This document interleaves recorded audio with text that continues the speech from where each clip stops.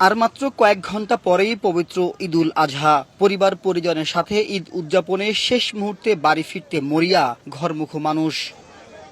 বুধবার সকাল থেকেই ঝড় বৃষ্টি ও বৈরী আবহাওয়া উপেক্ষা করেই গ্রামের পথে ছুটছেন নগরবাসী।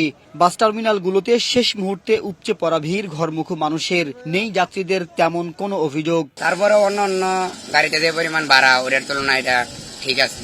বুধবার সকালে বিআরটিএর কেন্দ্রীয় কার্যালয়ে নিয়ন্ত্রণ কক্ষ পরিদর্শন করেন সড়ক পরিবহন ও সেতু মন্ত্রী শেখ রবিউল আলম। এই কেন্দ্রীয় নিয়ন্ত্রণ কক্ষ থেকেই সারা দেশের মহাসড়কের সার্বিক অবস্থা দেখেন তিনি। পরে মহাখালী বাস টার্মিনাল পরিদর্শন করেন সড়ক পরিবহন মন্ত্রী। এ সময় তিনি বলেন, যানবাহনের চাপের কারণে মহাসড়কের কিছু কিছু জায়গায় গাড়ির ধীরগতি রয়েছে।